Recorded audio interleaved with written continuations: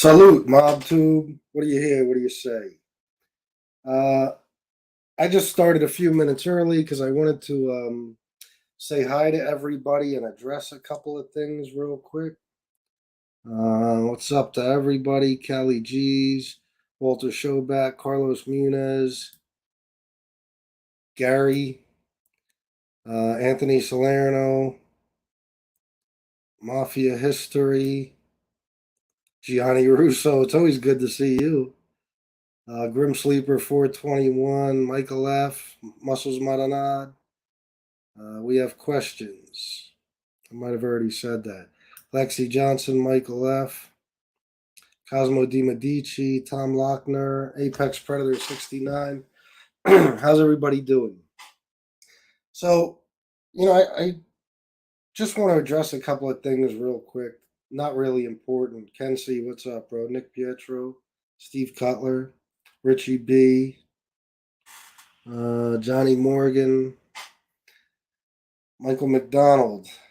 Uh, by the way, Michael McDonald is the first person that really suggested to me that I do a video like this on this guy because I never had any interest in Anthony Raimondi ever. He's like a cartoon character to me. I never took him seriously.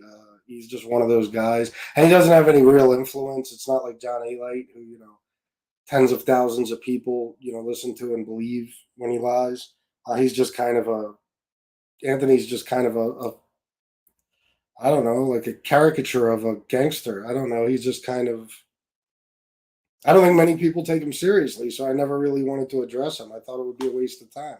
But Michael McDonald and I believe Jane Creek suggested to me that I watch the Vlad interview and that I do a little video about it. I wasn't going to watch that interview at all because, like I said, this is not somebody I care about. But I thought, all right, let me check it out. And once I did, especially with Michael McDonald, the part he suggested, I was like, all right, maybe I got to do an interview on this guy because I know everybody thinks it's just about John A. Light that I don't like, but it's anybody who rewrites history and lies and insults our intelligence by telling us nonsense stories all day. So I'm going to address him for sure. The only other things I wanted to bring up is a couple of other YouTubers. There's one guy specifically, that I don't know. I don't know what the issue is, but uh, makes claims like I'm stealing his ideas. It's ridiculous. This is what I do. This is what I've always done. I said 1,000 times my channel is about calling people out who lie. These mob guys who rewrite mob history. So, and I don't have to do that, by the way. I'll make content out of nothing. I don't need to steal anyone's ideas. And then, Lee mentioned something today that I wanted to address because I noticed that, I'm not trashing Lee. I'm not going to do that. But Lee, a lot of the time, takes little jabs at me, like in a passive aggressive way. He does it like undercover. So, like without mentioning my name, but I know they're directed at me. You know what I mean? Like little subliminal shots. And I think this one was directed at me today. I could be wrong. If I'm wrong, I apologize. And I'm not trashing the dude. I'm not going to do that at all. I got no problem with Lee at the moment. But he was saying something because Lee is funny, man. Like he started it out like um, I don't I nobody should let anyone run their channel, not realizing that even by saying what he's about to say, he's literally telling somebody how to run their channel. like he'll be like, you can't let people tell you to take videos down. Which by telling, me that or whoever he's speaking to, that's telling me how to run my channel, telling me what I can't. And another thing, I just want to make it clear in case anybody hasn't, seen my little outbursts or heard my stories and people, you know, take me for something I'm not. Like I said, I've dealt with that my whole life because of my appearance, the way I speak and stuff. People underestimate me and they think I'm some sort of pushover. You know what I mean? Like uh, like I can be, like I could be somebody's doormat or something. Let me explain something to you. I don't take shit from nobody. I never did my whole life, and I never will. Okay, I'm not a pushover, and I'm not easy to persuade or influence or anything else. If I was, certain guys on the A-Light team would have had me on his side weeks ago. Or I just wouldn't strike back against people who try to do me wrong or talk shit. I'm no pushover. There's no weakness in me. Okay, I'm in a lot of ways I'm tough as nails, honestly. So you know, I just want to make it clear that any video I've ever removed, and I've removed two. One, because the guy, honestly, he got back to me right after the video was done. He said he didn't like how it made him look. He didn't like that he was bringing up stuff about, that people were saying about his family, whatever. And he asked me to take it down. And I respected it because I have integrity and I have respect for my guests. Okay. Unless it would be some bullshit reason, like I didn't like the way I looked, well, then too bad. But you got a real legit complaint, there could be some backlash against you, whatever. Hey, I appreciate that you gave me a great interview, and if you don't want it up, it's not up. Okay, it has nothing to do with anybody telling me how to run my show. Nobody ever told me I have to take a video down. As a matter of fact, if they told me to take it down, I would absolutely keep it up because I'm not going to let anybody tell me what to do. But if they ask and they have a really good reason, and you know I obviously will respect their wishes because it's not as important to me to get the views as it is for some people. Like I don't care personally. If I know that hey, this interview might get me 10,000 views, but if I get rid of it, I lose those. Fine, but you know what? I didn't screw this guy over. Uh, I kept my integrity and I fucking showed him that I have respect for him, and I'm going to do that for him because his well being or his you know conscience or whatever is he feels better whatever if I just remove the video, and I'd rather have the dude feel better than I get a few extra views. I don't want anybody to have any kind of backlash on them, just so I can get views. I'm not a dickhead like that. So if I remove a video, it's because I fucking want to. Nobody told me to. It's because I respect somebody's wishes. I have respect for my guests. I'm not using them. Okay, so I'm not gonna fucking do something that they asked me not to do once they did something as nice as giving me an interview. Okay, views aren't everything, man. I'm sorry, bro, but sometimes you know what? You got to have integrity. Man. You got to have integrity, and you got to show people that you stand for something. And if you don't treat your guests the right way, let me tell you, you're not going to get any. So people got to get off this shit about the views, the views, the views. None of us are making millions here, bro. It's not a real big deal. So you get less views. You know what? Apply yourself, get more guests, and you'll get views on those. That's all.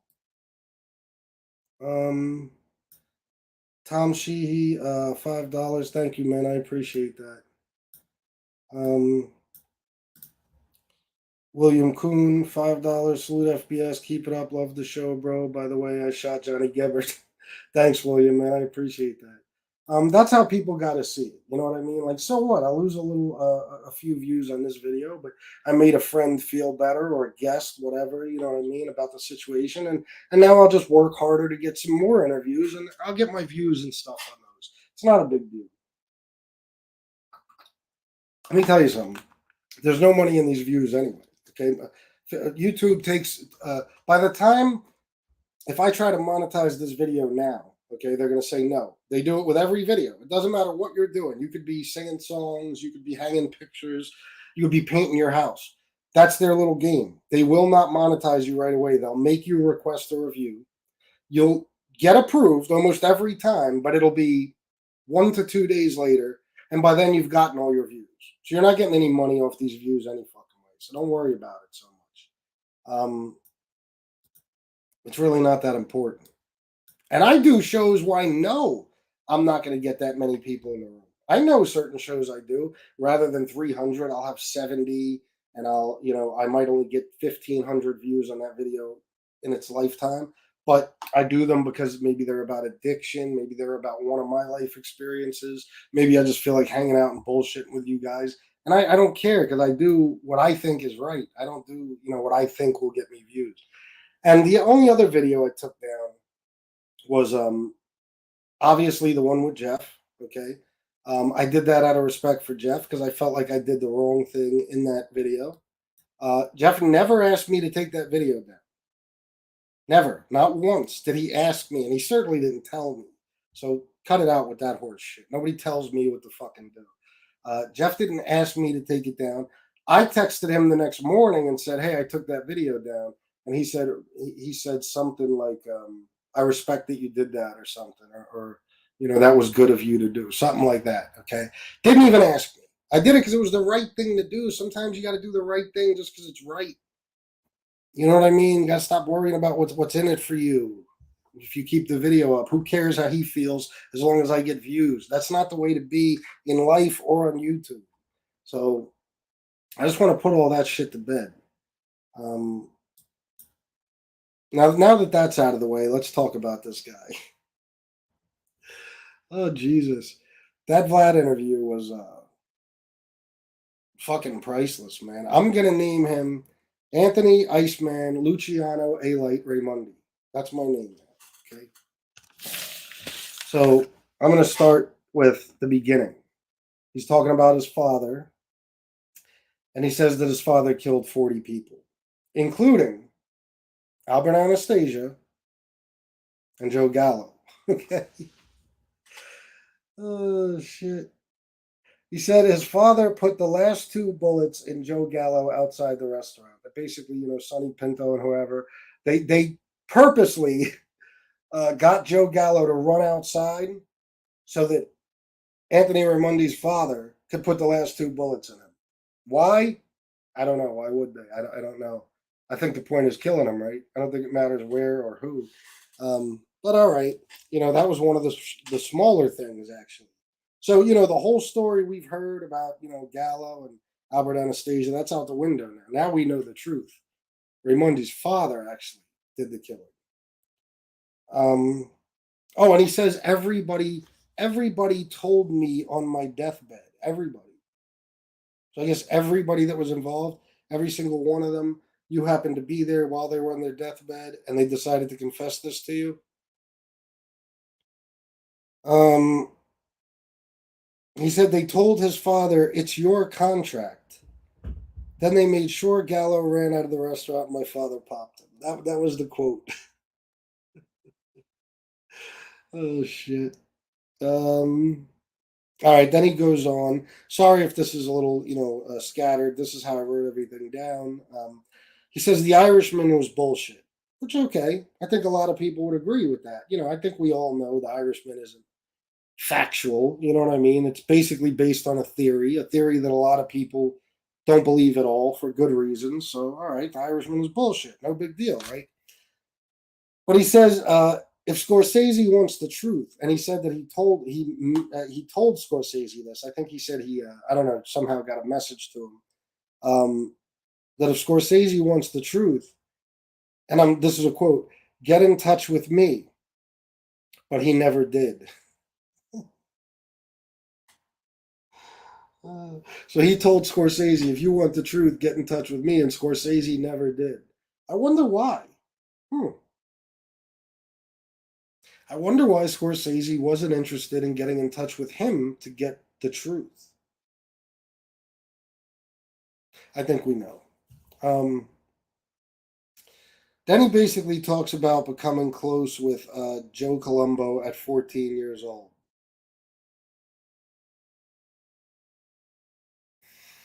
Uh, Enough said. Uh, and then at 16, Joe Colombo gave him his own spot in Bay Ridge called the Cadaver Club.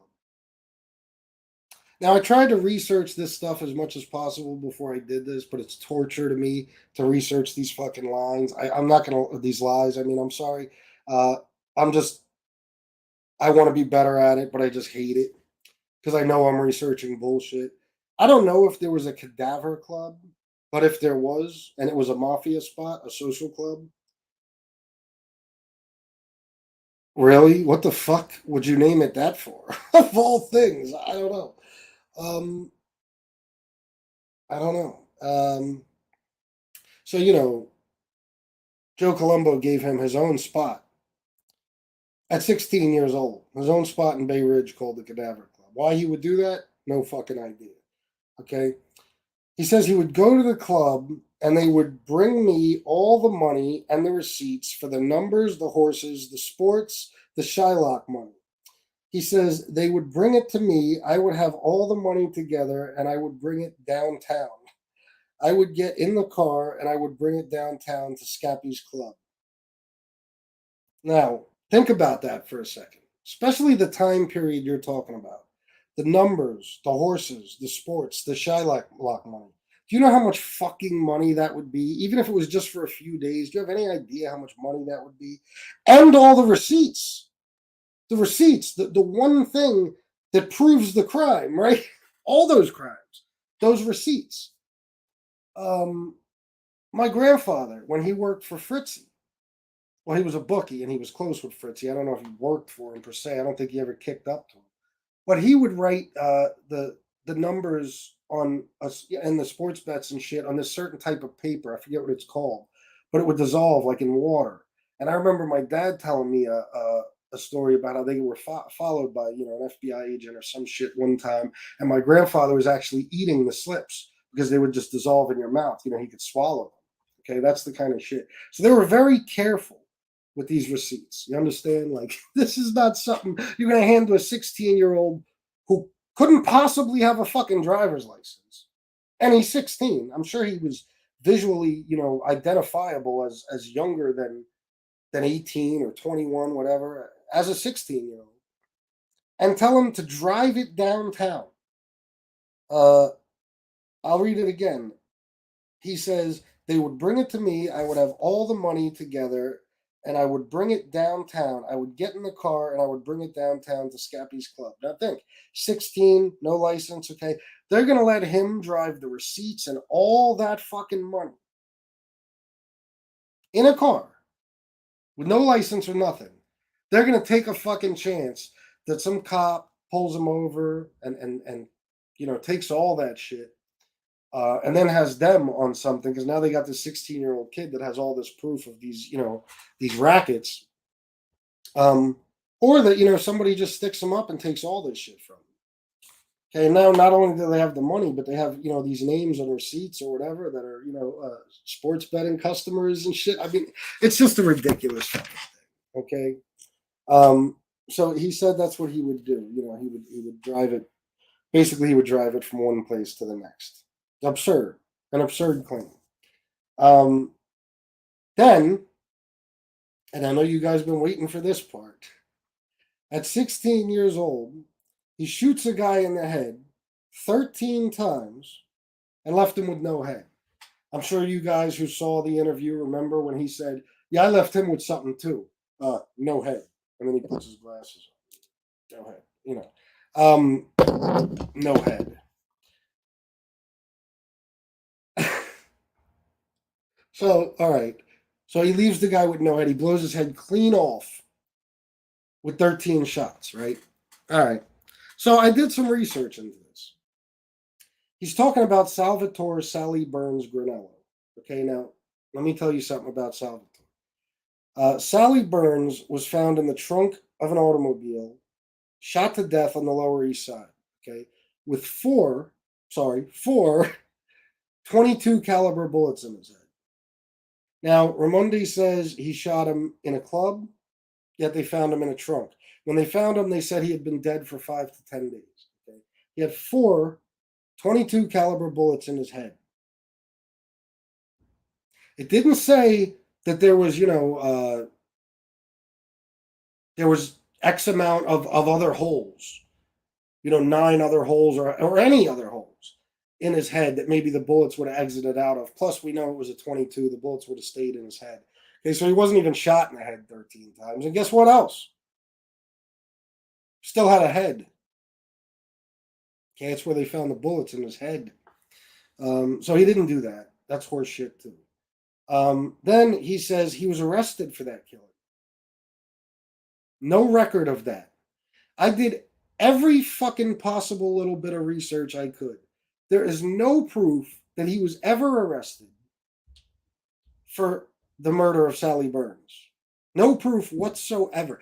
Matter of fact, if you look this guy up, all you'll ever find, as far as I can see, I mean, I didn't go deep into court records and stuff. I'll do that next because I have a feeling that I'm going to be making more than one show about this guy. But there's nothing about him. Nothing. No newspaper articles, kind of like A-Light before he became a rat. No art, except, at least A-Light existed and was connected to who he was said he was connected to. But Raimondi, there's nothing. All you'll find on him is him talking about himself and making these claims about himself, saying that he did these things. There's no proof, no nothing that he did any of this shit. You can Google the murder of Salvatore Sally Burns Granello. You won't find Raimondi's name in it, except for, I think there's a little thing on Google from Vlad's interview where it says, that he claimed that he killed Sally Burns. So, there's there's nothing. There's just nothing about him doing it. You won't even see the two names together. I didn't have time to do all the research and find out every detail of that murder. I just know he's not involved in it. He wasn't involved. Okay, so he said he was arrested for that killing. There's zero proof of that. And then, he cites, because he starts to talk about, hold on. Sorry if I'm going slow here, guys. Art Kunkel, $5. Thank you. Raimondi wears sunglasses to protect the sun. That's great. So then he starts talking about after he was arrested for this, okay? And he says, he cites this Youthful Offenders Act or Youth Offenders Act. There is a thing called, he got it wrong. The Youth Offenders Act that exists in Canada. There's nothing by that name in the United States. I think there's something in like South Carolina, maybe certain states have it. But what he was referring to is the Youth Corrections Act, okay, which is federal, okay? It was enacted in 1950, and it did do certain things like, alternative sentences for minors under the age of under the age of 25, who committed certain offenses like probationary sentences rather than prison, stuff like that. It didn't apply to somebody who blew somebody's head clear off with 13 fucking bullets. Okay, and it didn't apply to somebody who shot somebody 4 times in the head with a 22. It didn't apply to murder and shit. Okay, this is absurd. Okay, there was, I don't have to get into it. It was like, if you stole a car, shit like that. You know what I mean? If you assaulted somebody, some theft, shit like that is what that was for. Okay, not for violently ending somebody's fucking life, especially in furtherance of some sort of organized crime group. They weren't playing around like that. So and this, of course, I checked everything out. Sally Burns was murdered in 1970. Okay. Anthony Raimondi says he was 16 at the time, so I'm assuming he was born in 54. I don't know. I couldn't even find a birth date on the fucking guy, to be honest. Cigarettes going out long, guys. Fuck it. So yeah, I'm not even sure, but that's the timeline that I was able to put together. If he was 16 in 1970, I assume he was born in 54. I don't know, but so then he goes on to say that he was charged. He talks about with this Youth Offenders Act. I'm sorry, Youth Corrections Act is the actual name for it. That he was I guess sentenced. He was going to take a plea deal for a year and a half. Okay, which is already Absurd. There's no fucking way. I'm telling you, not even back then. There's no way for a crime like that. You get a year and a half. But he said when he was on the way, to the courthouse to take this plea agreement. Of course, Joe Colombo was in the car with him. I think he was driving because I'm sure Joe Colombo was driving a fucking 16-year-old to take a plea deal. Joe Colombo is going to put himself in a car with a kid who basically is about to go take a plea deal for a fucking a murder. He's going to take him to the courthouse. Think about that. Jesus. This is why I had to do this video, because this is not just little white lies. This is fucking absurd. But on the way to the courthouse, 4 cars blocked them in, feds, and they said, we got him. And they weren't talking about Joe Colombo. They were talking about Raimondi, the 16-year-old, right? Even though he was on the way to the courthouse, they were that excited to get him. And he says then they charged him. But they didn't charge him with murder or anything. No, for some odd reason. They charged him with a civil rights violation, which again makes no fucking sense whatsoever. His explanation of it is stupid too. This is dumb. Okay. So he gets charged with this civil rights violation, and he says he was sentenced to 99 years because the judge hated him. Okay, everybody in this story, by the way, hated him. Okay, I don't know what it was about him. Just wasn't a likable guy, I guess. Still isn't, if you ask me. But he says he was sentenced to 99 years, and here's where it gets really good. Because I do, right off the bat, some of these things started ringing alarm bells, and I'm like, wait a minute. I have to look some stuff up because I know this doesn't fit. What he's saying just doesn't make sense. So he says he was sentenced to 99 years, and he was in MCC, and they shipped him to Atlanta that night, the night he was sentenced. Okay, which anybody who's been in prison or even jail, things don't happen that quickly. They're not shipping you out that night. I guess it's possible, but not likely. And why would he be in MCC? He's fucking 16. Okay, maybe they did that back then. I don't know. But I don't think today at 16 they're putting you in MCC. Unless maybe I'm wrong. Maybe they have some youth, some designated area for youth. Could be wrong. It's possible. I know jails like that. But here's the problem. I looked this up. Like I said, Sally Burns was killed in 70. And Raimondi said he was 16 when he killed him. And he got arrested and sentenced right away. So these are his words. Okay. It's not like, people are going to be like, well, how do you know it didn't take 5 years to catch him? No, he said he was 16 when he got arrested and shit. Okay. And he went from MCC to Atlanta. Another thing, not only was this 16-year-old kid housed in MCC, but they're going to ship you to Atlanta the same night to a United States penitentiary. Atlanta USP, I'm assuming he's talking about. Ridiculous. But, best part, I knew as soon as I heard it, something didn't sound right. So I was like, let me look it up. When did MCC even open? Guess when, guys? MCC opened 5 years after this story took place. Okay. He said it was in 1970 when he was 16. And I looked it up. Anyway, he said he was 16 when it happened. Sally Burns was killed in 1970. MCC opened in 1975. There was no MCC when he claimed to have been there. Okay, so these are how, if you use your noggin, you can find out real easily just how much horse shit he's spewing at the moment. So then, let me see. Oh yeah, and he claimed that it was under this Youth Offenders Act. And he said, which is another stupid thing, that with this Youth Offenders Act, and it's called the Youth Corrections Act, that you could only get 7 years for any crime. Like I already went over a minute ago.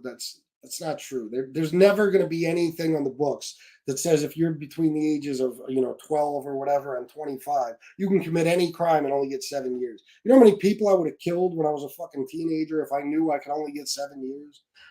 That's a ridiculous thing. They would never put it on the books if for no other reason than for that reason. It would encourage people to just say fuck it and go buck wild and kill everybody. People would be killing their fucking parents, their friends, everybody. Be like, fuck it, I'm not even going to do a dime for this. I'm going to do 7 years. Absurd. Um, you can get 7 years for any crime, yet he was sentenced to 99 years. So it doesn't make any sense. Nothing he's saying makes sense, or even blends together in any way that would form a believable story. It's just ridiculous. Let me see where I'm at here. I don't want to get all fucked up.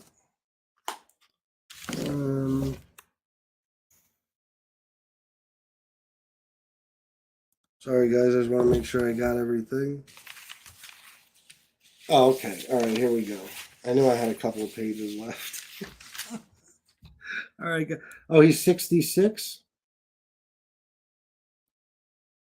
All right, so people are doing the math. So you guys, go ahead and figure that out.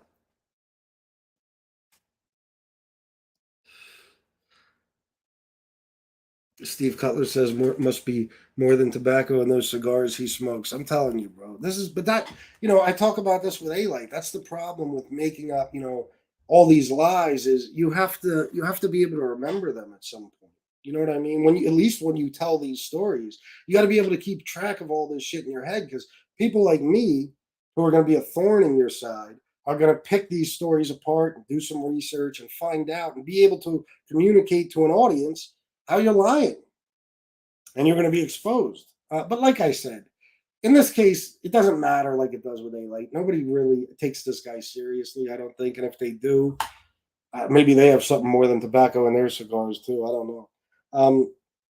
So then he says, as soon as he gets to Atlanta, a counselor, which he pronounces counselor, I don't know what the fuck accent that is, comes to him and says, if you join the military and serve in Vietnam for 2 years, your sentence will be expunged.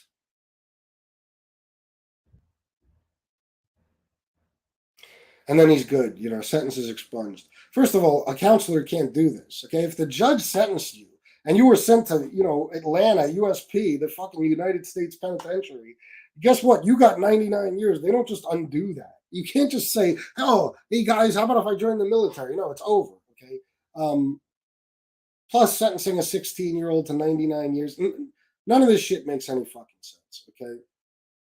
And a counselor can't just decide, you know what, we'll let you out of here if you just sign these papers and join the military. Listen, back in the day, they would do shit like that. Like I said, if say you got caught for a Grand Theft Auto, shit like that, they might say, hey, especially during a time like Vietnam, join the military, serve some time in the military, and we'll forget about this. Rather than going to jail, you could join the military. They would give you the choice. Not in a case where you blew somebody's head clear off with 13 fucking bullets. Never. Okay, that wouldn't fucking happen then, now, or at any time in history. It didn't work like that in the Wild West, for fuck's sake. It wouldn't happen like that in 1970.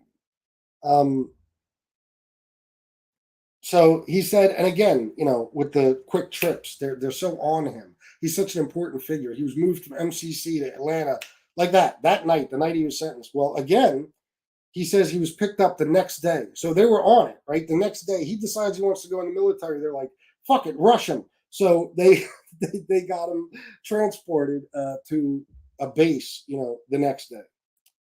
Again, of course, absurd. He said he was picked up the next day. Just like, all right, I went over that. That doesn't happen, of course. That's not how in the prison system and shit. Anybody who knows anywhere you got to go, it's going to take time. In the feds, they'll wake you up in the middle of the night and say, "Hey, guess what? We're leaving." But not if the decision was made that fucking day. Generally, not. Okay, especially if it's something like just moving you from a prison to a military marine base or some shit like that. Which is that whole thing's absurd anyway. So I don't even want to give any credence to that.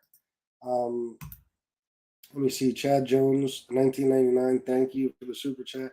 FBS, keep exposing these lying frauds, trying to rewrite history. Salute to Tony Nicodemo and all the other solid guys from Philly who refuse to fold under pressure. Yeah, for sure. Salute to them, my man. Thank you. Thanks for the super chat. So then Captain Bass comes in. I know everybody heard about Captain Bass, right? So Captain Bass, just like the judge, hates him, just hates him, and just beats the shit out of him regularly. And he beats him real bad at one point. And Anthony Raimondi doesn't rat the guy out. When he's asked about it, he says, I fell off a ladder. And then he tells this heroic story about how, then Captain Bass came to him and said, why didn't you tell him what I did to you? And he said, you didn't do anything to me. I fell off a ladder. Another nonsense story. And of course, Captain Bass becomes his best friend after this. Okay. Now they're his words, best friends, him and the captain. Okay.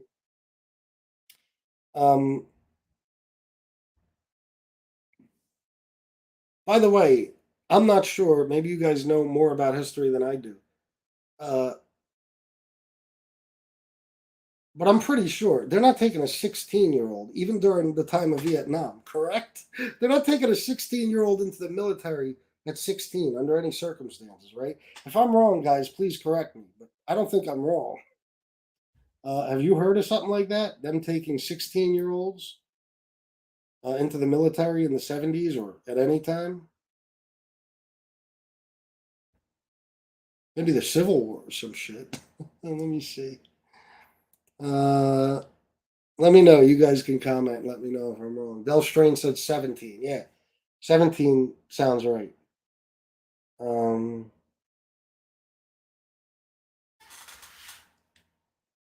Hold on. Let me read some comments real quick, guys. Jerry Gambuti, that's great from The Sopranos. Raimondi killed 7 Czechoslovakians. He was an interior decorator. Fucking Paulie Walnuts. Parents need to sign at 17. There you go. Average age 19. Oh, dead 19, as someone said. With parents' consent. At 16, though? Really? Jay and Delray, what a jerk off, says, I went in the service at 17. All right. All right, so let's just even say, it still don't matter because, like I said, um, you don't get sentenced to 99 years, get shipped off to Atlanta, and then some counselor decides, we're going to let the whole thing go. Just sign these papers. 2 years in Vietnam, records expunged, you're all done. Again, if that happened to a friend of mine, if I was alive back then and they said, bro, after I blew that guy's head clear off with 13 bullets, I only got to do 2 years in Vietnam and I'm straight, I'm good. I would probably have killed one of my enemies that night and said, fuck it, I'll take the 2 years in Vietnam. You know what I mean? It's so crazy. So then he says, Captain Bass. Let me get this off of here.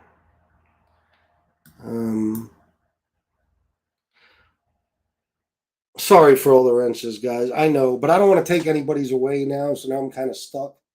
So there might be like 50 fucking wrenches in the chat room. I apologize. But I know that I'm pretty sure I trust everybody who has one. So Captain Bass, he says, and this is a quote, taught me how to kill with anything. Rifle, gun, knife, wire, paperclip, pen, anything. He taught him how to kill with a paperclip and a pen. Oh, Christ almighty. Jesus, this is, man, they got to do a show together, A-Light and Raimondi, really. Oh, man. That's crazy. He taught him how to kill with a rifle, a gun, a knife, a paperclip, or a pen. And then the part I'm sure you've all been waiting for. He shows a tattoo. He shows a tattoo and he says, this. Because Vlad asks him, I don't want to leave a part out. Vlad asks him, all right, so in Vietnam, how many kills did you have? And he shows the tattoo and he says, I got this, my first 150 kills. I showed Shanna that shit before I did this video. She was like, what the fuck? My first 150 kills. And then he shows the other one. I'm sure you guys already saw this, so I'm not giving you anything new. But he says this one is for 300 kills, and he says not many people have this.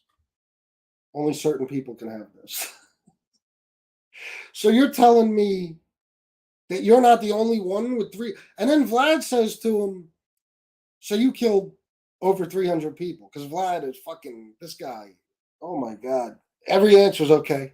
Okay, I just left the guy with no head. I shot him 13 times in the head. Okay, that's your fucking response to something like that? I'd be like, get the fuck out of here, Anthony. Elaborate. Tell me more. Tell me why I should believe you that this happened. But no, Vlad's like, okay. And then he moves on to the next thing. What are you doing? Oh my God. Jesus Christ. Alien should just do interviews on Vlad TV once a week. Then he can get, fucking hundreds of thousands of people to listen to him lie every week, and Vlad won't even dispute any of it. So the other one represents 300. So Vlad says, so you killed over 300 people, and he says, way more than 300. So how many? 400, 900, 1200, 2000? Like, oh my God. Can you fucking imagine? And only certain people have it. So you're not the only one who killed way more than 300 people in Vietnam by yourself. Like other individuals also killed way more than 300. Fuck, what did we have so many troops for then? How many did we even need? If so many of you were getting that many kills, for Christ's sake, probably could have had fucking, I don't know, 75 of you there? Like you could have won the fucking war. What are you talking about? Um, oh, and he says, I didn't shoot all of them. Some of them I blew up. Some of them I blew up. And he tells a story about hitting a hut and killing 5 or 6 people. That's only 5 or 6. So you mean, like, say there's a few stories like that. Okay, let's just say, I don't know, 15 to 18. You know what I mean? You killed by blowing them up. What about the other fucking 275? You know what I mean? Like, you shot them, you just shot them all and killed them? Oh my! Or did you kill them with pens and paper clips and knives and fucking rifles and guns? What was it? Oh my God! Chris Kyle must be turning in his grave. Like, what the fuck is this guy saying? Holy shit! Then he says people booby trap their own children, and he says he didn't care if it was children or women. He'd basically kill anyone. Anyone who's trying to kill him, he'd kill. All right, if they're trying to kill you, yeah, I guess you'd have no choice. But were people really booby trapping their own children in Vietnam? Mm. Anthony Rambo Raimondi. Miss Can't Be Wrong is right again. Oh my God. Uba Fly. He has tattoos representing 150 kills each. Only an elite few have these tattoos. Yeah, I mean, come on, man. Ah, shit. Ken C, I think Raimondi has been watching too much Rambo. Julia Chris, shout out to Shanna. Thank you. I'll let her know. Jane Creek, the most lethal soldier in modern history, had only around 500 kills. A Finnish sniper named Simo Haiha. Uh, there are only a handful of snipers with kills in the 300s. Yeah, of course, man. And that's in the world. You're talking about, that's in the world. That's not, even just in the United States. And I don't know. Listen, I don't study stats like that. I don't know if Chris Kyle's was the highest. I don't know if there's people with high. I don't know. But come on. I mean, regardless, I don't need to know that you didn't kill way over 300 fucking people in Vietnam, for Christ's sake. And I'd like to see this guy's, whatever it is, DD-214, whatever it is he has. I'd like for him to show that. And there's got to be some record of the people he killed and stuff, right? I'd like to see all that shit, but you'll never see anything like that. He had K-Mac. He had 300 ears on his necklace. Did you ever hear the Howard Stern skit where he talks about being in Vietnam and all the ears and shit? He had a tiara made of like ears and eyeballs and all this weird shit. I can watch that shit, or I can listen to that all day. It cracks me up. The story Stern, the fake story he tells about all the ears and eyeballs. And, oh, Lee says they put another page up and really went after you. Awesome, good for them. Um, so, and he talks about, I think, gutting a guy and using his large intestine as a necklace or as a necktie. But it gets nastier than that. It's funny as fuck. If you never heard YouTube Howard Stern's Vietnam stories, this shit is hilarious. Um, oh, that's nasty, Jesse James. All right, so let me see if that's it. Because I didn't even. I'm gonna tell you guys the truth. I listened to like the first minute of part five. It didn't sound too outrageous because it was what I watched was the Vlad interview broken down into five parts, and I didn't even get into five because I had more than enough here. Let me see. Uh,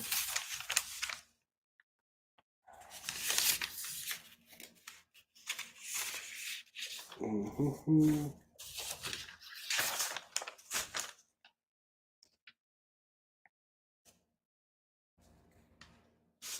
All right. Yeah, that's it for the Vlad interview that I got for now.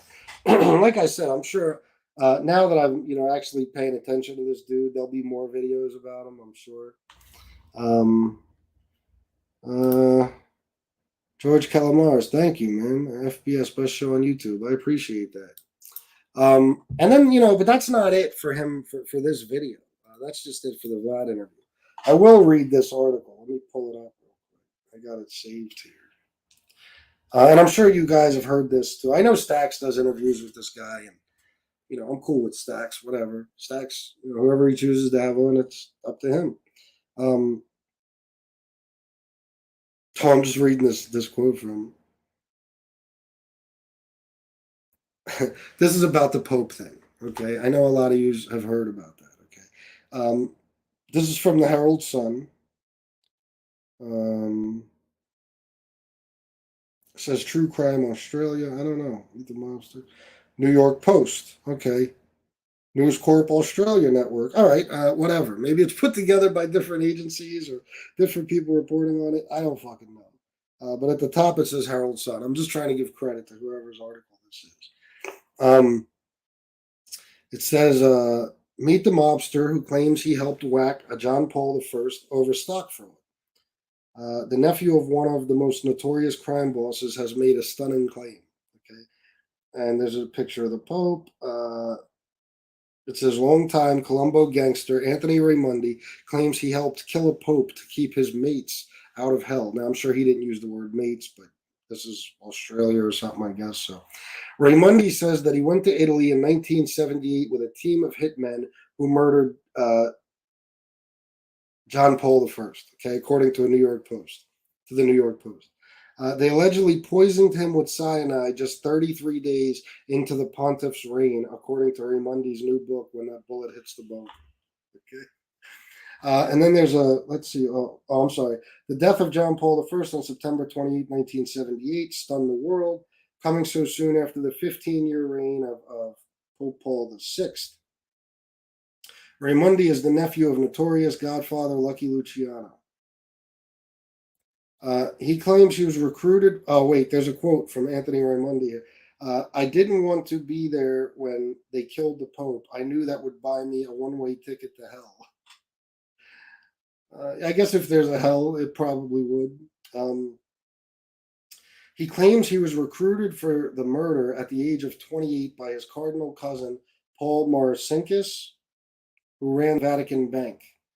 Raimondi's job was to learn the Pope's habits and be on hand to observe as Marcinkus, if I'm pronouncing that right, Marcinkus, knocked out John Paul by spiking his nightly cup of tea with Valium. I stood in the hallway outside the Pope's quarters when the tea was served, he writes, adding that the drug did its job so well that their victim wouldn't have stirred even if there had been an earthquake. It's a lot of Valium. I've done a lot of things in my time, but I didn't want to be in the room when they killed the Pope. I knew that would buy me a one-way ticket to hell. Instead, he stood outside the room as his cousin readied a dose of cyanide, he claims. He measured it in the dropper, put the dropper in the Pope's mouth, and squeezed, Raimondi writes. When it was done, he closed the door behind him and walked away. After the sleeping pontiff was force fed the poison, a papal assistant checked on him, then cried out, the Pope was dying. After which Marcinkus and two other cardinals in on the plot rushed into the bedroom like it was a big surprise, Raimondi writes. A Vatican doctor was summoned who ruled that John Paul I had suffered a heart attack. They used the Valium and the deadly toxin to kill the Pope painlessly and to curry favor in the afterlife, Raimondi claims. To prove John Paul I didn't suffer, Marcinkus and his cohorts, Pietro Palazzini and Antonio Ribeiro, also his cousins, needed Raimondi to testify on their behalf before God, he claims. They said, when we die, I would be their witness, Raimondi, now 69, told the Post. Oh, there you go, 69. This was from October 2019, so he would be 71 now. So do the who faked the church's holdings in blue chip American companies such as IBM, Sunoco, and Coca-Cola. Mobsters then allegedly sold the phony stock certificates to unsuspecting buyers. John Paul I had vowed to defrock the perpetrators, which included Marcinkus and about half the cardinals and bishops in the Vatican, Raimondi told the Post. They would have been thrown out and subject to the laws of U.S. and Italy. He said they would have gone to jail. Blah, blah, blah, blah, blah, blah. All right, so let's see if there's any more. Yeah, I'm not even gonna read the rest. It don't matter. There's a lot there, but you guys can read it. Just nonsense, crazy shit, right? Crazy talk. I don't give credence to any of it. I don't believe he has any credibility whatsoever. I don't know why anybody would even. I understand if a guy who claims to have been associated with the mob or in the mafia makes a claim like that to certain publications, newspapers, shit like that, they're going to report on it because it sells. You know what I mean? But if anybody believes this dog shit, I mean, you're fucking crazy, man. Like, this is nuts. This is nuts. This is the rantings of a madman, honestly. And like I said, you look up the math and stuff. Doesn't even add up. Couldn't have been an MCC in 1970. There was no MCC. Getting transferred to Atlanta the night you get sentenced, even at 16 years old, you go to USP Atlanta, shit like that. What are you talking about, man? It's nuts. It's stupid. So I'm sure you guys already took that from it. But that's it for now. I'll do more at some point. But I'll take some comments from you guys.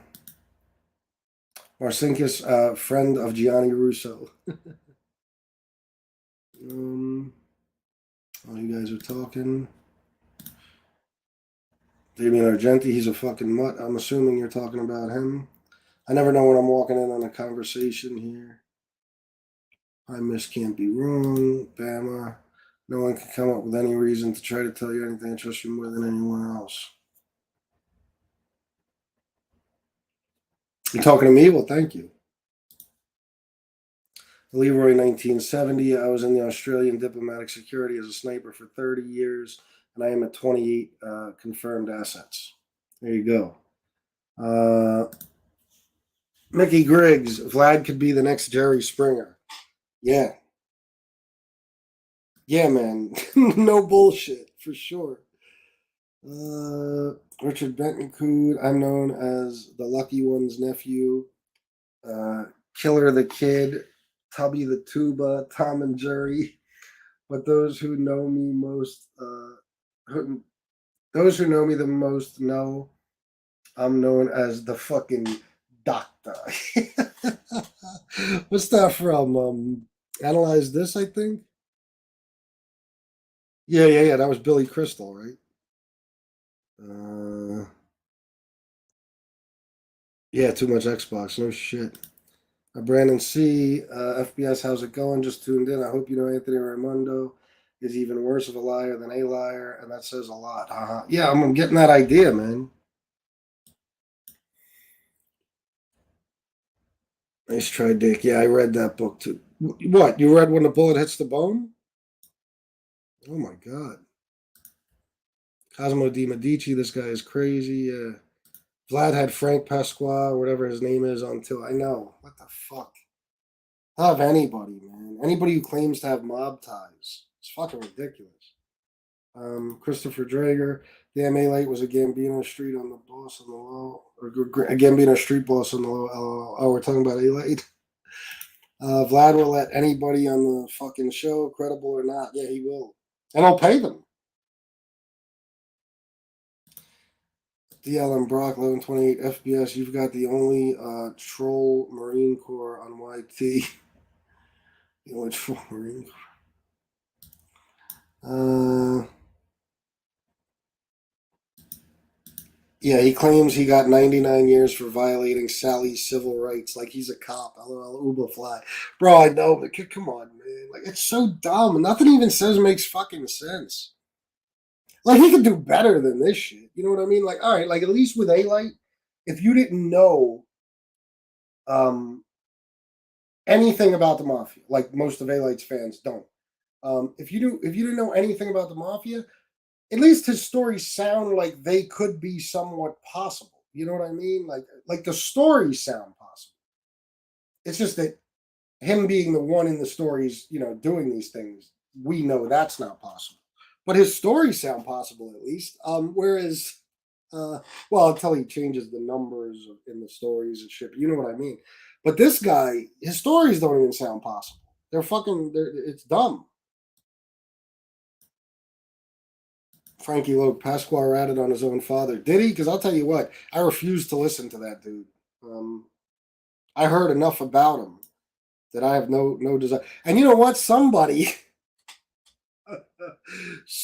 tried to offer me an interview with that dude. No fucking way. No way. Would never happen. Not in a million years. I have no desire to have somebody like him on my show. The Allen Brock 1128. Well, I'll tell you this: if you can kill with the paperclip and cannot kill with your hands, you got a problem. Me myself would rather take the chance with my hands. No shit. Uh, yeah, Raimondi makes Italians look bad. Yeah, dude. I can't find nothing about this guy. Like, I'm not even sure he was even closely associated with the mob at all. I can't find a single fuck. I looked everywhere. There's no proof of him being associated with any mafia family. The Colombo family, certainly not Joe Colombo, nobody. It's just him saying it. What is going on that people can just make these claims and it's believed by so many? What the fuck is going on?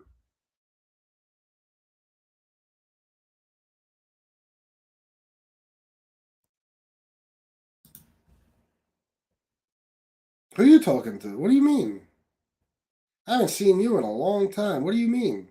I know your tech reviews touch tone, but you should defend me on your channel.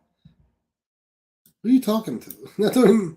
I don't know how that applies to me.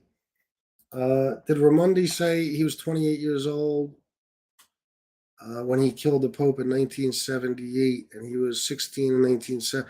Did he say he was 28 when he killed the Pope? Was that in that article? Because I didn't even. Yeah, because you're right. Then he would have been 20 when Sally Burns was killed. Oh, Jesus. The funny part is he probably just took the Sally Burns story and never even looked into when he was killed. I mean, And he's another one. He'll mention a bunch of names so that dumb people will be like, oh, yeah, yeah. He's got to be telling the truth. He has all these names. James Groves. Where the fuck could you make this up? He has two dicks because he can't be that stupid pulling one. Damn. Frankie Loke. Glad to see Frankie Loke here. Raimondi put the bomb on Frank the Chico's car. Yeah. Yeah. We're going to start coming up with claims for this guy, too, huh? Maybe we should do a Anthony Luciano Raimondi claims show. Claims that he'll make, like we did with A-Lake. Michael McDonald, don't forget, he saw death riding on the wing of the airplane that crashed in New York when he was in elementary school, where he almost was killed by the crash. Did he say that? like I said, see, I got to look more into. This is the first thing I ever watched with him on it. Even Stax interviews, I like Stax, but I never watched a single one because I don't. This guy to me is just like he's just a guy who can just anybody could do what he's doing. Anybody. Julius Caesar went to Anthony Raimondi and said, "Friend, Roman, and countrymen, lend me some of those ears." Oh my God. Edward Everett, FBS. Next time, Anthony Ruggiano. Next interview, he'll be good interview. Maybe Angel. Listen, Angel. Yeah, I want to have on. I don't know if she's ever going to come on. That's up to her. But as far as like Anthony Ruggiano, like anybody, listen, there's one cooperator I plan on having this show. One person that cooperated. Aside from him, I'm not gonna be doing that thing where I have a bunch of like rats on and shit. I don't. That's not something I'm really interested in. Ubafla, he claims Meyer Lansky taught him how to kill people. Jesus Christ. Um, he's probably gonna attack you now. Okay, fuck do I care? Frank says FPS, you're being far too kind.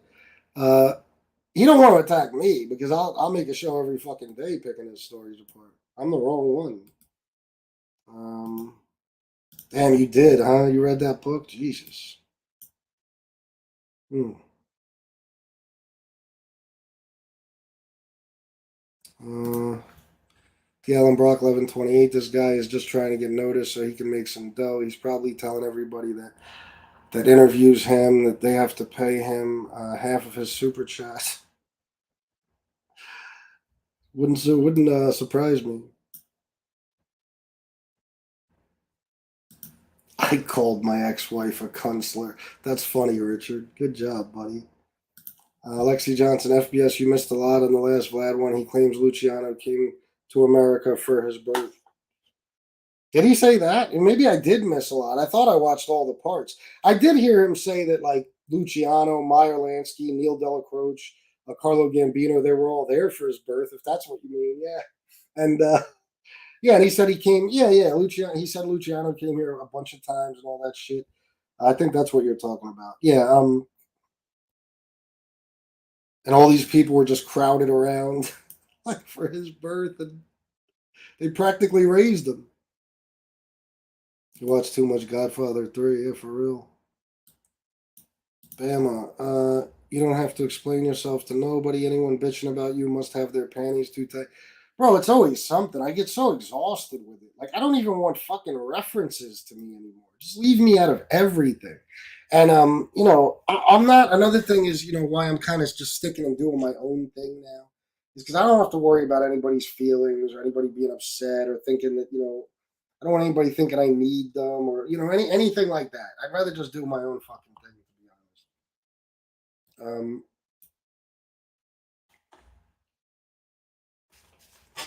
Joey K, FBS, you have any interviews coming up? Yes. Jimmy Calandra, Sunday. Absolutely. Uh, that's going to be a good one, guys, because let me tell you, I'm not knocking anybody else who's interviewed him. I'm just saying that I literally, with the help of his stories, but even before Jimmy's stories, everything that was out there in books, on TV shows, and documentaries that you could know about the Bath Avenue crew, I knew without a doubt. They're just one uh, group that I found fascinating, so I studied them up and down.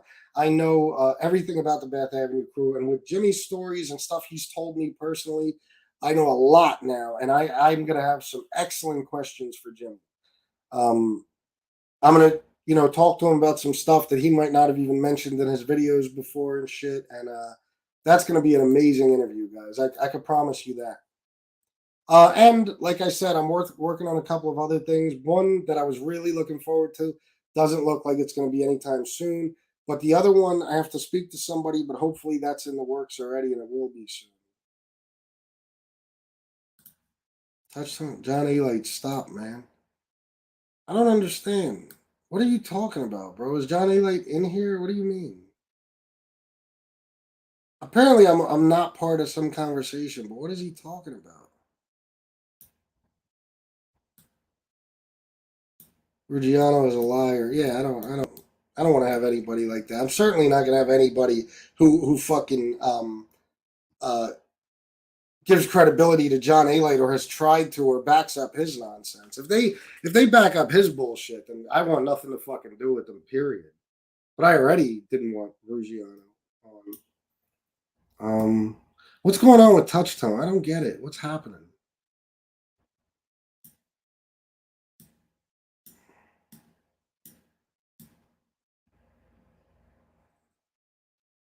Hold on. Let me go back up a little bit, guys.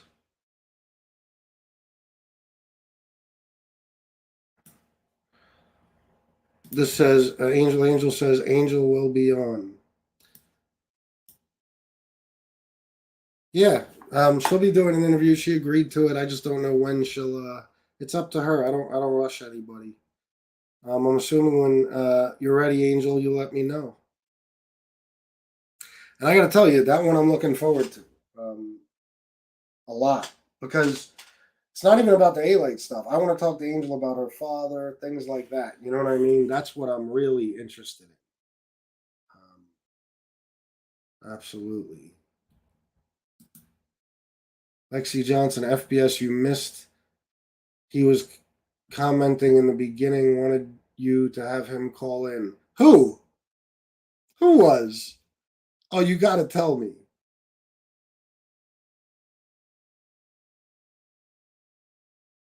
Please put that in the comments real quick. Who was?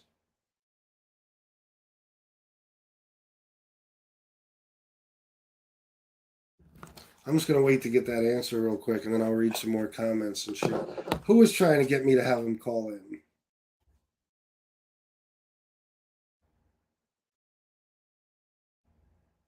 Get the fuck out of here. Was he really? Well, where is he? I'll do it.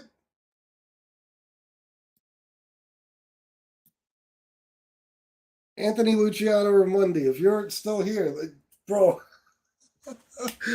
you could come on. You sure it was him? All right, I'm watching all the comments now that are coming in. Sorry for any comments I missed. I don't want to miss this shit because that would be funny as a motherfucker. Oh my god. Anthony was begging to be here.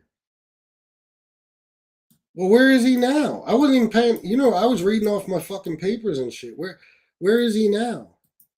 Oh man, somebody should have called me or fucking texted me or something. I would have heard my phone.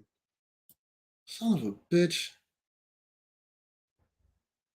Hold on.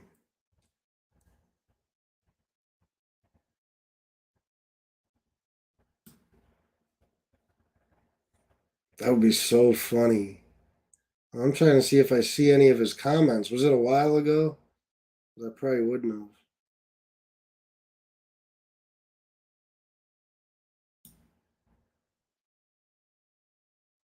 Yeah, he said, let me call in to clean this up. Oh, fuck. I'd have let him.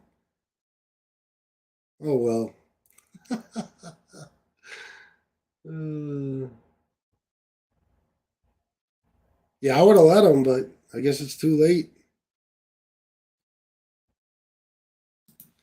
CND 758. Anthony claims to have been part of the Pope's assassination. Yeah, I talked about that a little bit. Yeah, if he comes back on, I'll let him on. We can do it. I mean, I'm accusing him of lying. He has the right to face his accuser. So I just didn't see him. Damn, man. See, I got to start somehow watching all the comments, even if I'm reading off papers and shit, because that would have made for a great fucking show, guys. Trust me.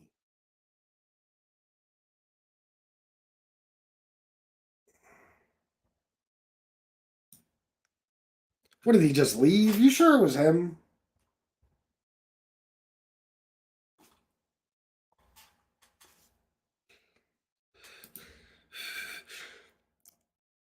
He told you you'd take this video down if he told you to. Did he really?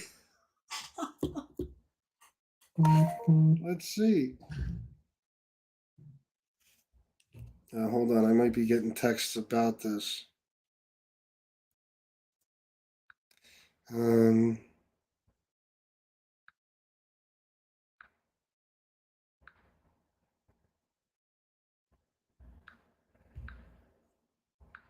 yeah, I don't know. Let me see what other people say. Stacks to get a hold of him. Stacks just texted me, but as far as I know, I don't know if it was related to that or not.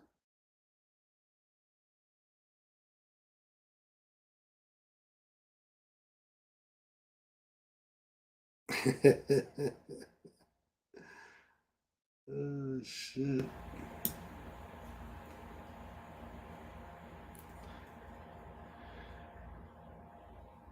He said, if I say take this down, you will. Ooh, a challenge. Well, let's see. Tell me to take it down.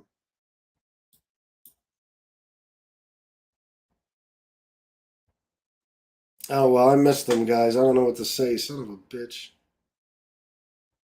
But I'm right here. I'm still on. So what the fuck? I'll call Stacks after this and see. Hold on. You want me to call him now? Hold on. Hold on.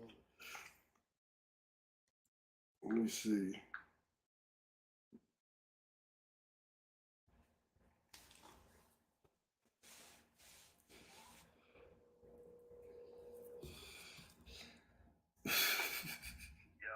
Yo, what's up, man? I'm on live right now. I'm just letting you know.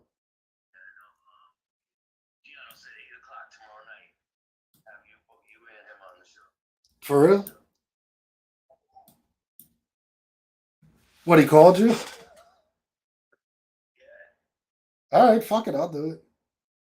Yep. All right. All right, peace. All right, 8 o'clock on Stacks' show tomorrow night. Oh, that's good shit. I got to do more research, guys. So let me know. You guys can, because I know some of you already researched. Um, Let me know some other stuff that I can, some other questions I can, pose to him, and some other lies you think he's told. I'm ready for that shit. I'd rather do it on my fucking show, though, obviously, but for some reason he won't come back here. I don't know why. I'm right fucking here. Damn it. All right. Well, anyway, guys, I'll take some more comments and then I'm gonna roll.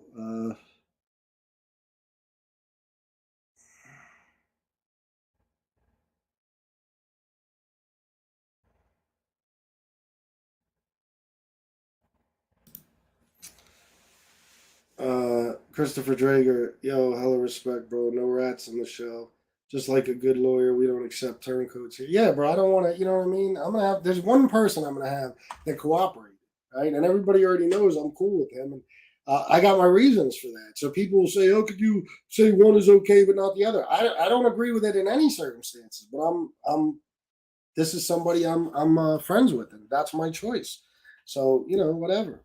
People can say what they want, but I'm not. I won't. I'm not going to keep defending it. I've said enough,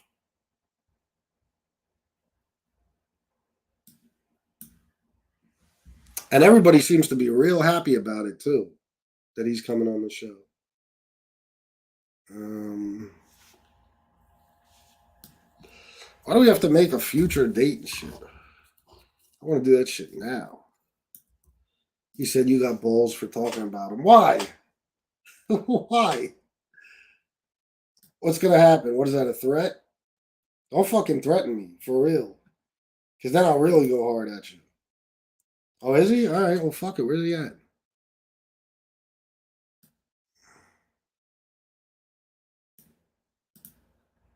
Let's see. How do I know this is him? Is this him, guys?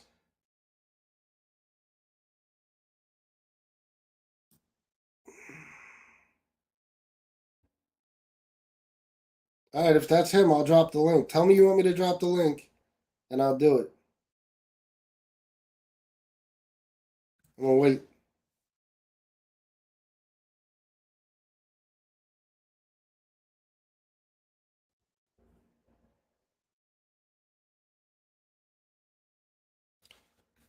You don't have to call in. I'll just drop the link and you can come on. I'll drop the link in the comments. You just got to click on it.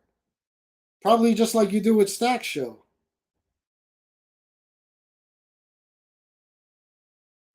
Yeah, I'll drop the link now. This is only for him, guys. You know that.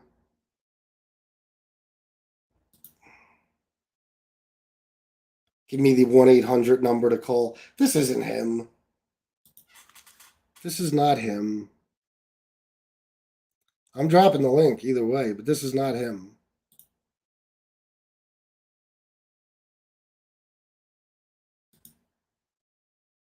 There's the link. You just got to click on it.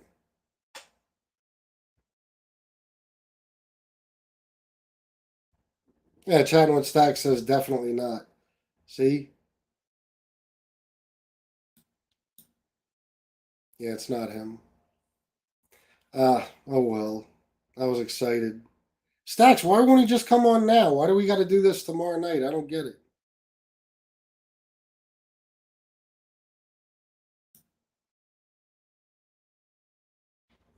Is that the same guy that was saying all that shit?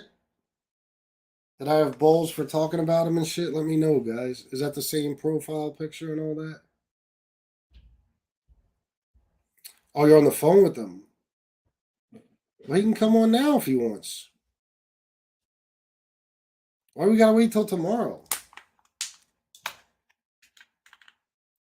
Dude's Jules. Damn it, do it tonight and tomorrow. He shouldn't need time to prepare. Let him just come on now.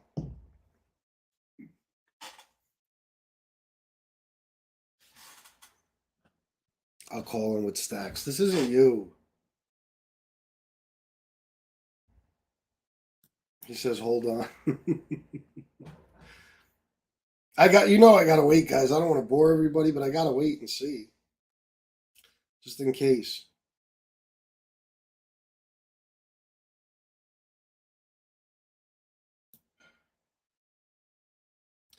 Have them both come on. Stacks, you can come on with them right now. Why don't we just do that?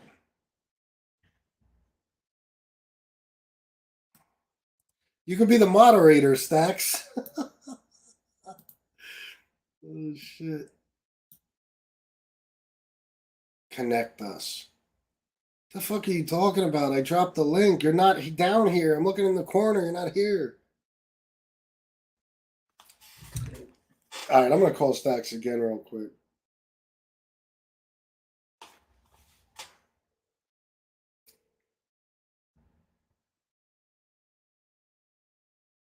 Yeah, Miss can't be wrong. I'm calling him. He's busy tonight. So this isn't him in the fucking chat. All right. Peace. Yeah, that's not him, man. Fuck. All right. Well, he said he's busy tonight. Ain't that a bitch? I don't know. I might have to renegotiate this to do it a different way.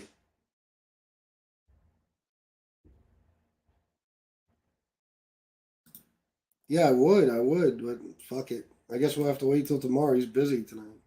What could possibly be more important than this? All right, man. Hold on 1 second, guys. Hello? Yeah. All right. Should I say who it is? All right, guys. This is Damian Trites. Yo, what up? So listen, check it out. The night I fight Team Barella, I'm issuing a call out to Hootie the Blowfish, Stacks, line them all up. Give me fucking John A. Light and what's that other jerk off's name? Fucking Anthony. What's his name? What's this goofball's name? Luciano Raimondi. He killed someone when he was 16. Yeah. Line them all up, back to back. I want them all on the same night. Sign the dotted line, fellas. You want to fight them all? Have a good night, FBS. All right. I'm with it. Tell them I want all of them in the same night. After I knocked Gene's ass out, I'm knocking them all out. Who want it? Let's get it. Good night. All right, good night, bro. There's Damian Trites, guys. He wants to fight everybody. and he'll win. What about Anthony Couchy? Him too, I guess. Oh shit. Yeah, guys, I don't know what to say, man. I wish you would have just came on tonight. I'm in the fucking mood. But I don't know what he's going to accomplish tomorrow. Whatever. I mean, I'll do it unless the plans change. Because honestly, I might try. I'd like to do it a different way. Still tomorrow night, just a different way. But I'll do it. However, I mean, listen. Hey, I said the dude's lying. He wants to confront me. He has every fucking right to. But it's not going to change anything. I want to know fucking details, dates. How old were you when this happened? Um, you know, how come the time of this dude's death doesn't match up with how old you were when you say you killed him and blah, blah, blah. And how'd you go to Atlanta and what were you doing at MCC when it wasn't even open? I want to know all that shit. So you better rehearse. And honestly, I'm going to be honest with you guys. I think that's why he won't come on now because he wants to prepare. If all this shit was true, he would just come on now. That's what I think. But we'll see. Yeah, Grim Sleeper 421. You're right, bro. 200 something people in here. Hit the like button. Yeah, please do that. And if you haven't subscribed already, please subscribe. Especially now, man, because it's gonna get good. And I got an amazing interview coming up Sunday too. So I think Miss Can't Be Wrong said she booted him. Thank you. That's cool. Um, I would like to do it on my show. I'm gonna be honest with you, man. Lexi said, "Def not, def not." Or Stacks, I'm sorry, said Lexi, def not.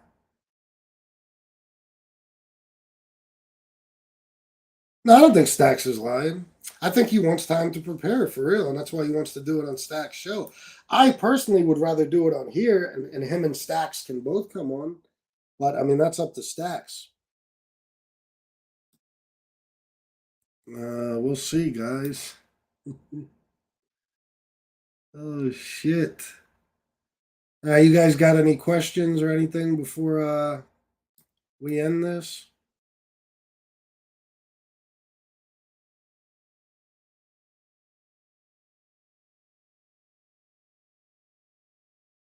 Let me see. Michael McDonald, FBS, you have to get a hold of me so I can show you where to hear all his stories so you have your shit together for him. All right, that'll work. Well, email me in the meantime because you know me. As far as getting back to people, I'm fucking terrible at it. I want to take a day. I keep telling myself, take a whole day, answer every fucking comment, going back days and days, and answer every email. I really want to do that, man. Because if I don't answer your stuff, please don't think that I don't feel it's important. It's not that. My fucking ADD, I swear to God, this has got to be from drug use. I didn't have this shit as a kid. As a kid, I could focus on anything.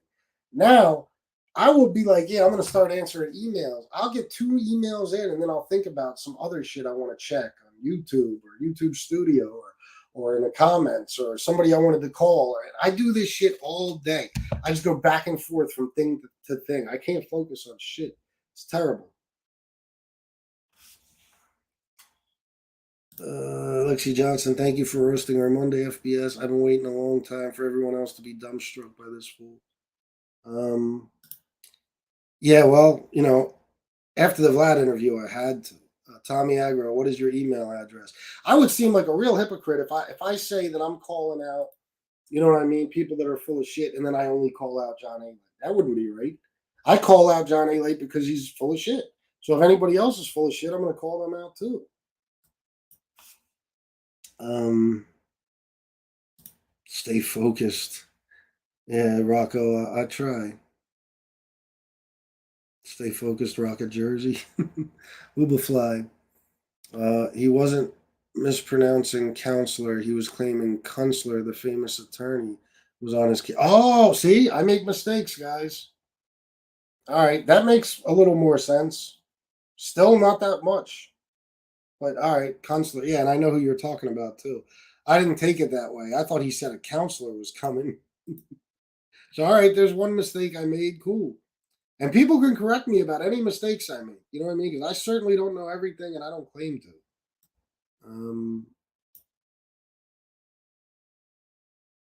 Wait till I'm 65. Oh, what for the fucking attention span and shit? Jesus. Only imagine. Email is fatbalditalian@gmail.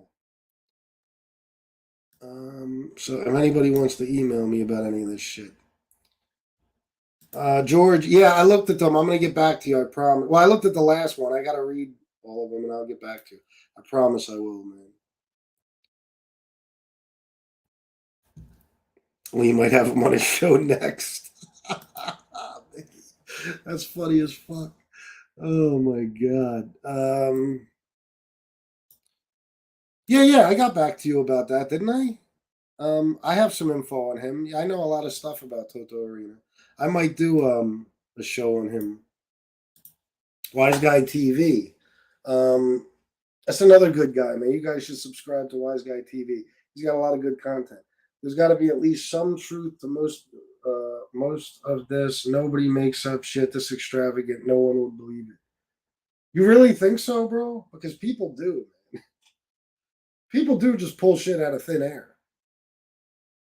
I knew a guy that was like, there's no lie. He was like 24 years old. He was a dishwasher in a kitchen, and he told me he had been on the plane, Air Force One, with each of the last 5 presidents. And he would go into details about how, he was like a cook and what the plates looked like and all this crazy shit. It was wild. People are fucking nuts, man. Some people just will say anything. Is there some truth though? I don't know. I can't find any. Trust me. I didn't want to come up on here and just say the dude's lying about everything, but I can't find anything about him. There's not a mafia wiki. There's not a Wikipedia. There's no newspaper articles. Nothing tying him to anyone. The Columbos, Joe Colombo, nothing, bro. Zero. So, as far as I can tell, it's all made up. I don't know. Brian Hackett, hey FBS, can you answer me, please? I've asked you a few times. You hate all these rats, but then you hang around with Jimmy. Yeah, I'm not going to call him that. And you like him so much that makes you a rat. No, Brian. Do you know what a rat is? You fucking dumbbell. A rat is somebody who rats. I didn't do that. So how does being friends with one make me? It's so, and you know what? He obviously doesn't like Jimmy because what he's calling him in the fucking thing. If it was, I'm sure there's one or two that he accepts. But even if there isn't, you know what? Again, I'll say this for the 900th time, where I say that I hate all these rats. I never said I hate all rats. I don't hate anyone just because they ratted, except I will say, for the people who ratted on me, I hate them. Okay? I wasn't in the fucking mafia. All right, I don't know what these guys' lives were like. I've only read and shit like that. Okay, and I've talked to some of them. All right, it's not up to fucking me to judge everybody's case individually. I don't hate all Mob Rats Exposed. He hates all rats. There's certain people who make it clear they hate all rats. I told you I'm at a different point in my life now. There was a time in my life where I thought it's the lowest form of life you could be, and you should be fucking killed if you ever open your fucking mouth. Okay, and tell on anybody. I'm not that way anymore, bro. I grew up a lot. Do I agree with anybody ratting? Anybody? No. I don't agree with it under any circumstances. Ever. But do I hate you for it? No. Absolutely fucking not. And can I be friends with somebody who in another life cooperated in something that I had nothing to fucking do with? Yeah. Absolutely. Can I be friends with somebody who ratted on me? No, never. That sounds selfish, fine. But that's me, and I have the right to fucking feel that way. So I know you're just asking a question, but I'm just answering it. And I'll answer anybody's questions. There is rats that I hate. A-Light's a rat. I don't hate A-Light specifically because he's a rat. I hate A-Light because of everything else about A-Light on top of the fact that he's a rat. You understand? I don't say that shit anymore. And I've said it before in these things. And if that bothers some people, that's fine. I don't anymore say that I hate everybody who ever ratted. Because it would be a lie. I don't hate people based just on that. Just like I don't hate other people based on one specific action they committed. You know what I mean? I don't believe murder is right. Okay? I think murderers are bad people. And if there's a murder I hate, I'll say I hate that murderer. But I know people who have killed people, and I don't necessarily hate them. Does that help at all? I don't have to agree with everybody's choices in order to like them as a person or even be their friend. I don't have to. Okay? And nobody can tell me I have to. So this is not a channel about hating all rats and all rats are bad and all rats should die. It's just not. Sorry. If I made this channel 5 years ago, yeah, it would be. It's just not anymore. I was actually in the streets. I actually lived a street life. I was actually set up by rats, and I did actual time and paid actual consequences for that, which most of the guys who hate all rats haven't, but that's fine. They still have the right to hate all rats. So if anybody should hate them, yeah, maybe I should, but I just don't anymore, bro. I don't. And if that bothers people, that's fine. You don't have to watch me, but I'm an honest dude. And if I sat here and told you I hate rats, I hate rats, I hate everybody who ever ratted, and then I had somebody who ratted on my show, then you could complain. But I've never said that, ever, and I never will. So that's your answer, my friend.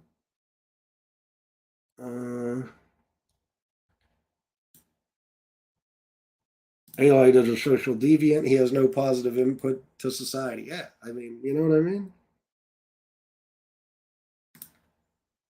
Christopher Drager, yo, let's go knock these fucking dudes out, my boy. Yeah, man, I don't, you know what I mean? I am who I am. I'm not who anybody else is. I'm not. People think that like because I'm lumped in somehow with these other channels that I'm supposed to be a certain way. No, I am me. I do me. I do my own thing. Okay, I like Mob Rats Exposed, and I like, you know, to some extent Lee Cole and some of these guys, or at least I won't say I like everybody, but I'm cool with a lot of these guys that do these other channels. But I'm not them and they're not me. I don't do what they do. I don't expect them to do what I do. And you know, that's just the way it is, man. I'm always going to do my thing, and I'm always going to be honest with you. And I know that it bothers a lot of people that I am friends with a certain person, or that I might say that I don't hate all rats. But you know what? Too fucking bad. It's my right to feel how I want about anything I want to. So that's it. It's never going to change, guys. It's just never going to change. So don't worry so much about what I'm doing. Worry about what you're doing. That's the best advice I could give you. Because you know, I've never flip flopped. I've never changed a thing about myself since I started on here, and I won't, because everything I say is genuine. If everything you say is genuine, you'll never flip flop. You just won't, because it was true when you said it then, so it should be true now. That's just the way it is.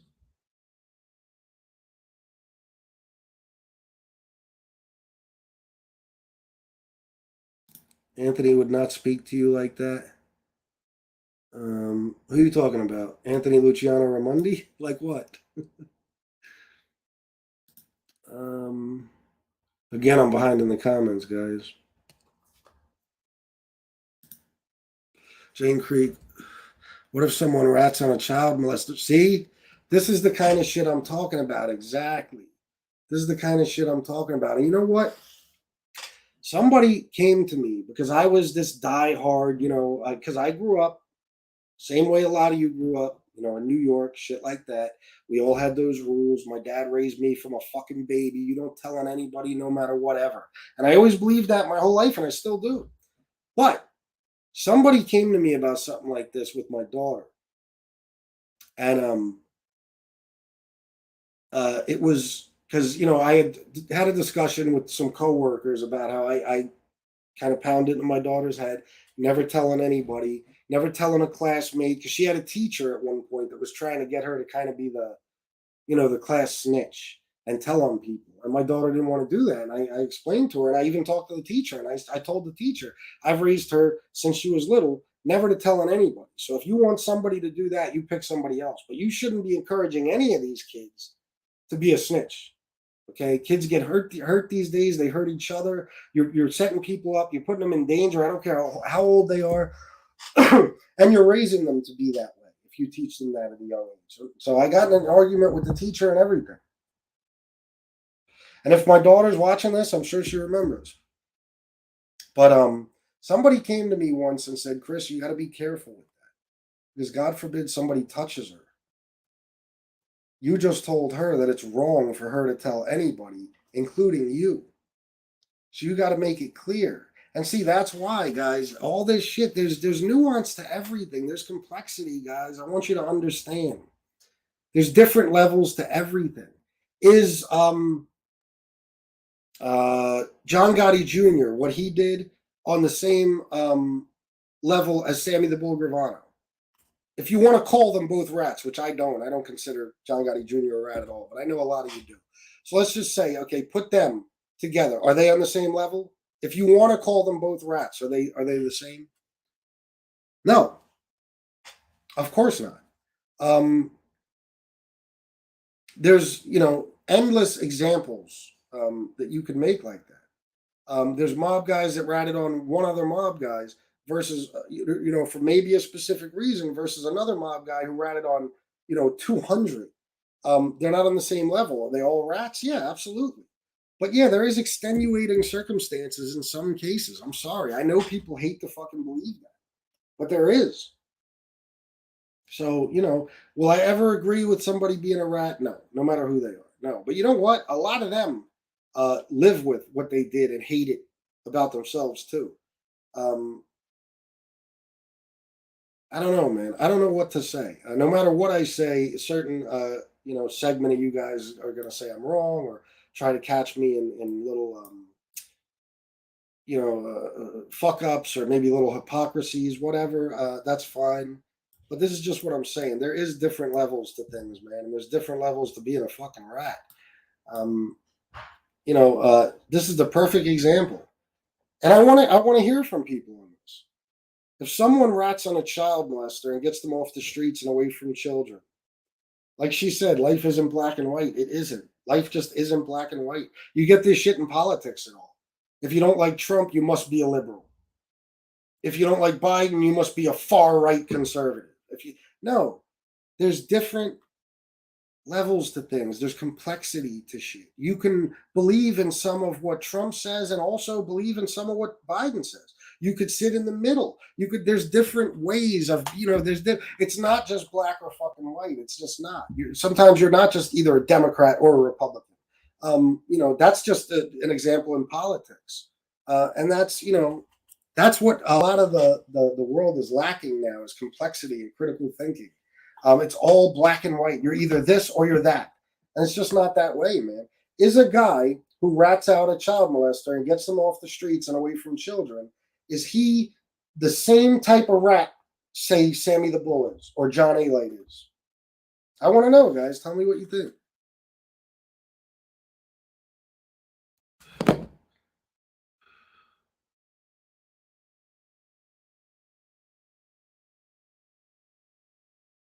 That's funny. Mind someone else's business.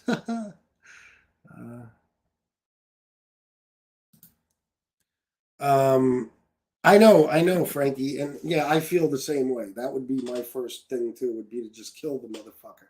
But a lot of people aren't like that. A lot of people are regular law-abiding citizens that live by the book. So if one of them ratted out a child molester, do you put them on the same level as a guy who ratted on his friends in a crime or a mob associate who ratted on some made guys or something like that? Is it the same? I think that's your answer right there, Frankie. Look, definitely not. So you got to be careful. You know what I mean? That's why I don't say I hate all rats. All rats are bad. He put somebody in prison. Who? First of all, let's start with who he put in prison and why. And then we can work backwards from there. You know what I mean? But that case is perfect. That's such a perfect example. Do you hate a rat who put a child molester in prison? If so, you're fucked up. You got some serious fucking issues and your priorities are in the wrong fucking place. So, you got to use some critical thinking skills. You got to, you got to use, you got to understand that there's complexity to shit.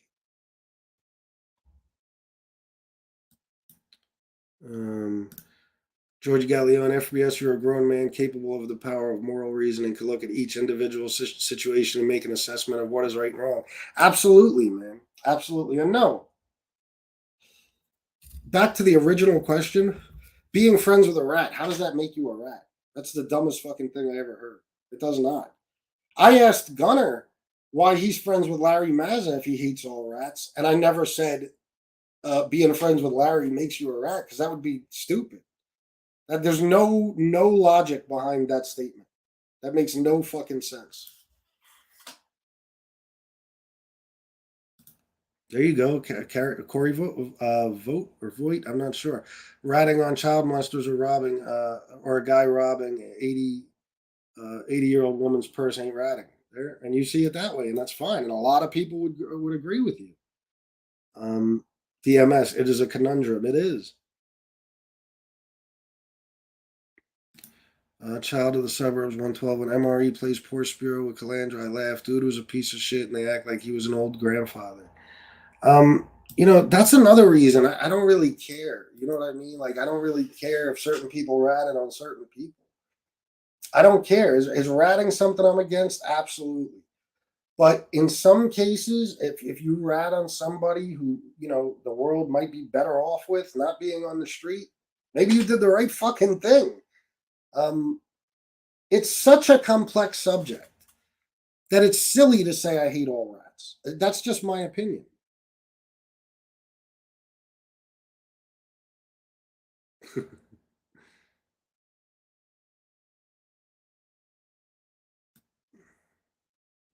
Hold on, let me see what Christopher Drager's saying. All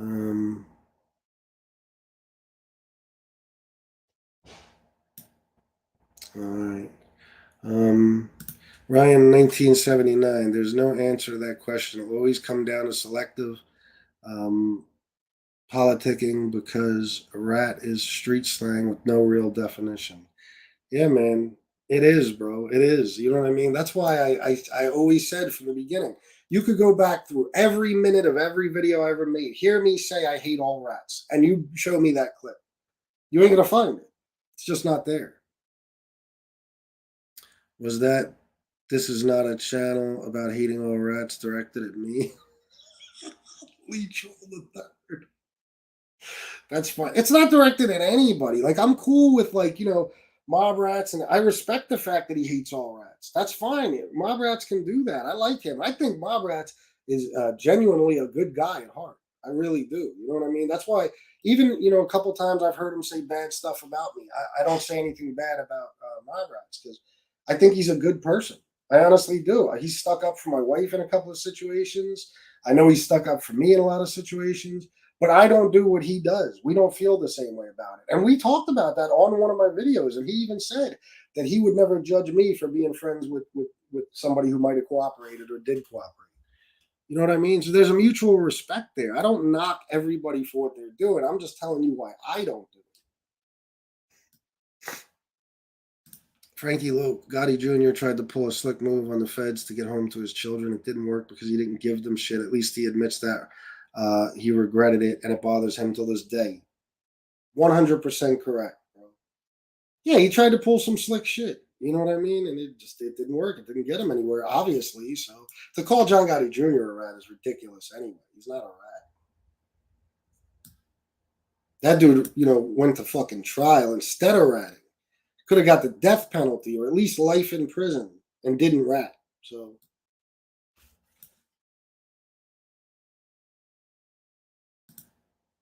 yeah, it still doesn't make sense that he'd have Kunstler. Oh, you guys are in a conversation, yeah.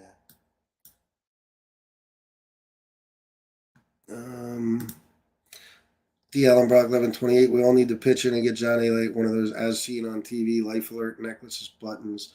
That's the only button. It's the only button he'll ever have, huh? Yeah.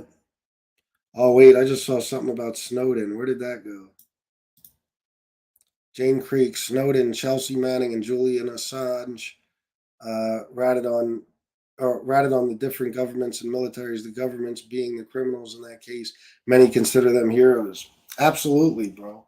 People have selective, they think, one thing's okay, but the other one isn't, stuff like that, and that's fine too. But rat is a broad definition, man. Uh, Technically, the way I used to be, and this is the fucking truth. And my daughter might have heard the stories from her mom, but if so, she could maybe confirm it someday in a comment or something. I had my house robbed and had shit stolen from my garage and every fucking thing else, valuable shit that I loved, and I didn't call the cops. I didn't want the cops involved. I've been robbed at gunpoint. I didn't call the cops. I got beaten within an inch of my life by 8 guys that jumped me and beat me half to fucking death. All the scars and shit on my head and in the back of my head where it was cracked open and everything else are from those guys. I was 16 fucking years old when that happened. I laid in my fucking bed bleeding for days. This is the God's honest truth, because I wouldn't go to the hospital because I knew they'd call the police and I would not give information. I never called the cops then. Okay, and that's the way I lived my fucking life, is that even if you tell on somebody who victimizes you, you're a rat. As an older guy, I'm starting to realize that's ridiculous. Unless you're somebody who's, really in the streets living that life, or pretends to be, or still has that mentality somehow, whatever. But, now I don't see it that way. You know what I'm saying? But that's how I was. I had that fucking die-hard street fucking mentality, that omerta shit, and that fucking, you don't tell on anybody, even if you're the victim, period. Everybody was a rat to me, even if they told on somebody who victimized them. But I grew up. That's all I could say.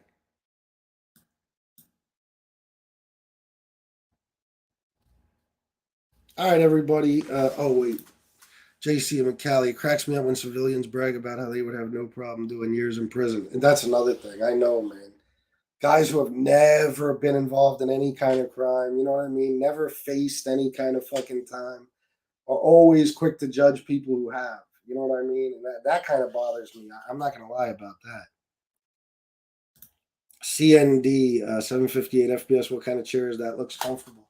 I don't know. Let me see. Emerge. Oh, you can't see it. It says Emerge on it. That's all I know. I got it at like Staples or some shit. It wasn't expensive.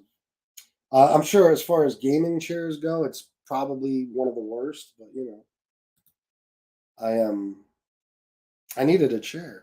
Mob Rat Wars. Yo, Stacks. Now that Damian Traits is here, talk smack to him. Was Stacks talking bad about Damian Traits? See, I'm out of the loop on a bunch of stuff. I was wondering why Damian included Stacks and everybody in that comment. Or yeah, why Damien included all them in that phone call. I don't know, bro. I don't know. I don't know what the fuck is going on. You guys got to fill me in. All right, guys, I'm gonna get going. I appreciate everybody showing up. Still got 180 people in here. That's great. But I'm gonna roll because I'm out of shit to talk about, and I want to go spend some time with my wife. So I love all you guys. You know that. I appreciate every one of you. Thank you for being here, for the comments, the super chats. Please like this video. And if you haven't subscribed, please subscribe. And if you're subscribed, please hit the notification bell. All right, guys. I love you all. I'll see you next time. Salute.